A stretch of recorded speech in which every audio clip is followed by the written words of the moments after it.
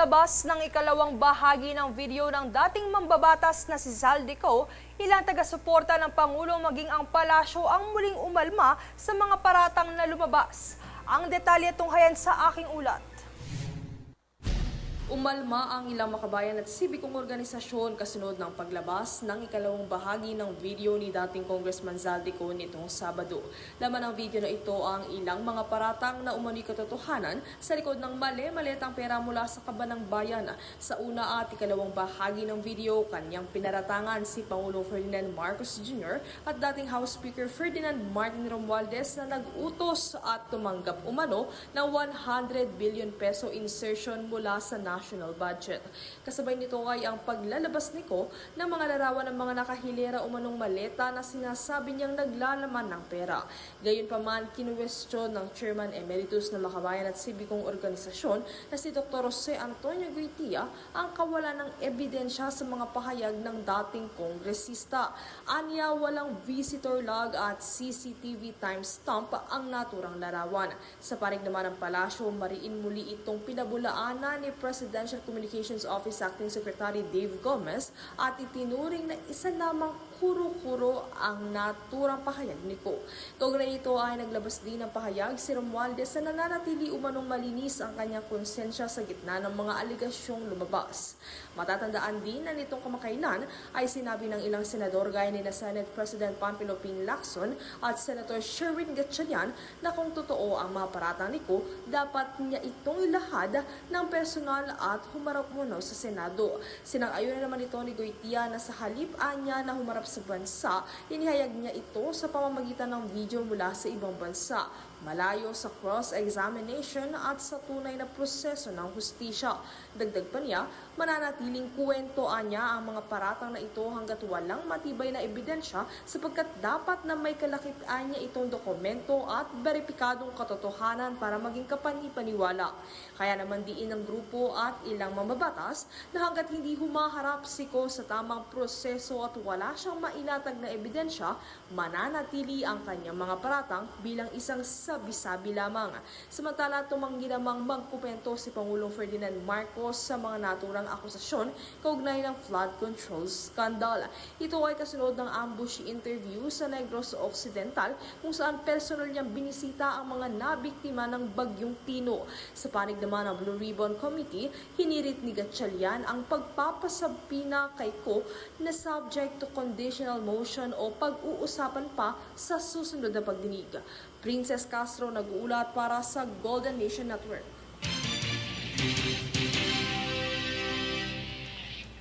Kakasuhan na ang 24 na local government officials na bumiyahe sa ibang bansa sa gitna ng kalamidad at umiiral na travel ban ayon sa Department of Interior and Local Government o DILG. Nakahanda na umano ang mga ebidensya para sa investigasyon at ililipat na ang kaso sa Office of the Ombudsman. Samantala, kabilang sa mga kasong ihahain laban sa mga opisyal ay ang gross negligence, gross insubordination at abandonment of duty bunsod ng pagliban nila sa tungkulin sa oras ng sakuna.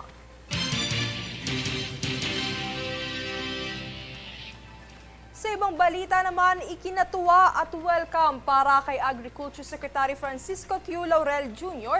ang naging desisyon ng US na exemption o hindi pagpataw ng taripa sa ilang agricultural products mula Pilipinas. Kabilang sa mga exempted ang coconut oil, prepared o preserved coconuts, fruit juices, processed pineapples, saging, dried fruits at iba pa.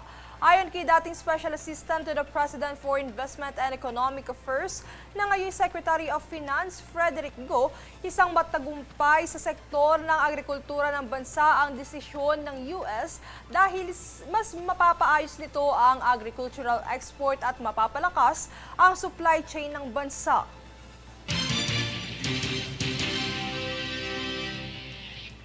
Nakatanggap ang Philippine National Police o PNP ng 1.6 billion pesos na halaga ng mga bagong firearms at mobility equipment para sa buong kapulisan sa bansa nitong Lunes. Tunghayan ang ulat mula kay Jovi Rodriguez.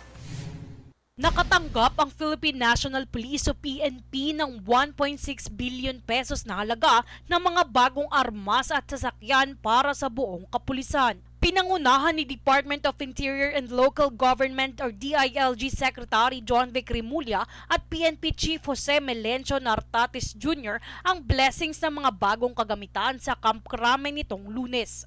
Kabilang sa mga nabili ay 322 units ng unmanned aerial vehicles o drones, 383 4x4 personal carrier, 32 heavy motorcycles, 225 light transport vehicles at 400 light motorcycles. Bumili rin ng PNP ng 3,000 basic assault rifles, 155 units ng light machine gun, 4,989 enhanced combat helmet at 505 na multi-mode mobile devices. Ang pondo umano na ginamit para makabili ng mga naturang kagamitan ay nagmula sa kanilang capability enhancement programs mula taong 2022 hanggang 2025. Ayon kay PNP Chief Nartates Jr., ang mga bagong kagamitan ay ipapamahagi sa lahat ng police units sa iba't ibang lugar sa bansa. Sa kabilang banda, ayon naman kay DILG Secretary Rimulya na ang procurement ay magpapalakas hindi lamang sa mobility kundi pati na rin sa firepower at communication capabilities ng buong kapulisan. Anya, inaasahan na makakatanggap pa ang pulisya ng karagdagang 500 na sasakyan sa Enero at 600 pa sa Hulyo 2026 dahil yan sa dagdag na bilang ng mga pulis sa mga susunod pang taon. Samantala, binibigyang tiin naman ng PNP na ang mga upgrade na ito ay makakatulong sa pulisya na mas maprotektahan ng mga komunidad at mas mabilis na tumugon sa mga pangangailangan ng publiko. Jovi Rodriguez, nag-uulat para sa Golden Nation Network.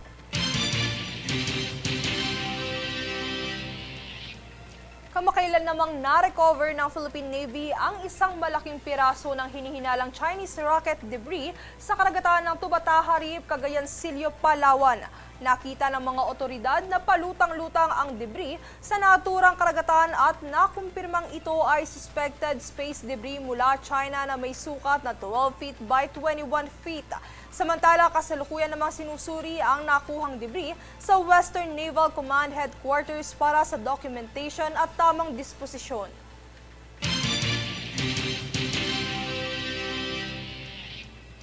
Nagkaroon ng matagumpay na public auction ang Bureau of Customs o BOC kung saan nakalikom ito ng mahigit 38 million pesos mula sa mga nakumpiskang sasakyang konektado sa Diskaya family bilang patunay ng pagpapatupad ng batas at pagbabalik ng yaman sa publiko. Tiniyak ng BOC at ng mga dumalong opisyal mula sa DOF, ICI, DPWH, LTO, BIR at COA ang transparency ng proseso at ang malinaw na mensahe na mananagot ang sinumang lalabag sa batas. Inaasahan namang magkakaroon ng panibagong round ng bidding para sa mga sasakyang hindi nakuha kasabay ng muling pagkalkula ng kanilang floor price upang bigyan ng isa pang pagkakataon ng mga interesadong kalahok.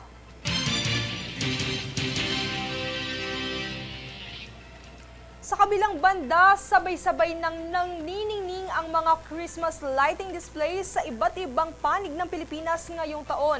Ilan sa mga lungsod at probinsya ay naglunsad ng kanilang pagpapailaw bilang hudyat ng pagsisimula ng mahabang Kapaskuhan kung saan kilala ang bansa sa isa sa pinakamahabang magdiwang sa buong mundo. Tunghayan ang ulat mula kay Jade Buhoy. Sa nalalapit na pagsapit ng Pasko, nagsimula na ang paglulunsad ng Christmas lighting sa iba't ibang bahagi ng bansa. Kung saan sa Metro Manila, dinagsa ng mga residente ang mga pasinaya sa lugar pasyalan. Tampok ang malalaking Christmas tree at iba't ibang light installation na may temang pagkakaisa at pagbangon ng komunidad. Sinabayan din ito ng pagtatanghal ng mga community choir at lokal na performers na nagpapasigla sa mga namamasyal bago ang araw ng Kapaskuhan. Ganito rin ang tanawin sa mga probinsya tulad ng Pampanga, Iloilo, Bacolod, Davao at Cagayan de Oro. Nagbukas ang mga lungsod ng parol festivals, cultural shows at lantern parades. Ayon pa sa mga lokal na opisyal, ang ganitong mga aktibidad ay nakakatulong.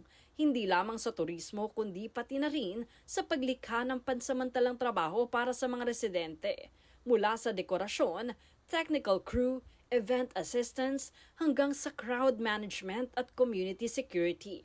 Samantala sa Batangas naman, dinagsa nitong Sabado ang Christmas lighting ceremony ng J Castles, isa sa mga bagong family destination sa lalawigan.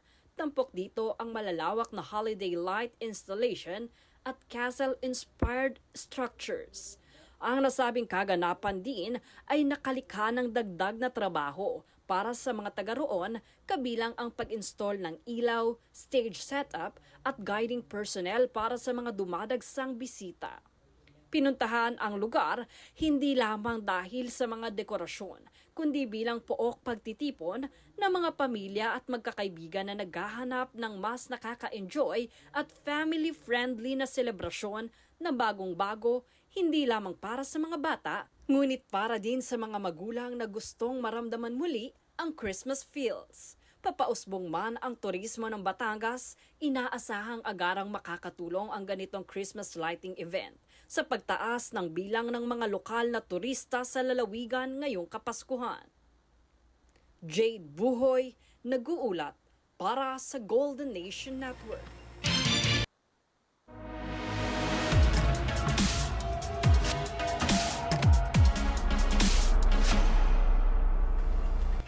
Inanunsyo ng K-pop sensation na Enhypen at kanilang agency na Belief Lab ang kanilang donation na 100 million won o katumbas ng 4 million pesos bilang tulong sa mga nasalanta ng bagyo sa bansa.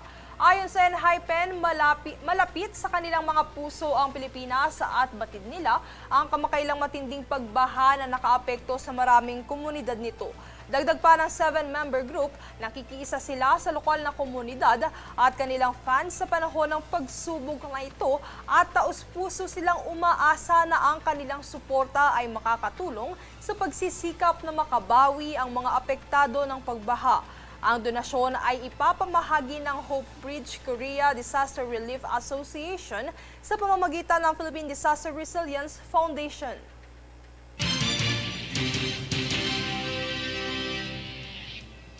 At narito ang recap ng mga nagbabagang balita ngayon.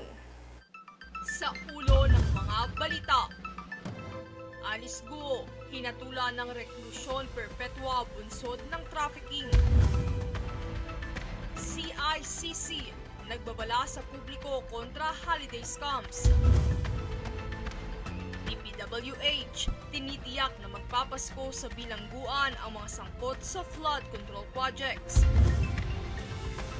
DILG, kakasuhan ng 24 na LGU executives na umalis ng bansa sa gitna ng kalamidad. Mga sasakyan ng Diskaya, tuluyang naibenta ng BOC, pondo, diretso sa kaban ng bayan. At K-pop group Enhypen, nag-donate ng 4 million pesos bilang tulong sa mga nasalanta ng bagyo sa bansa. Patas at pantay na balita, komprehensibong ulat para sa pulso ng masa. Ito ang News Force.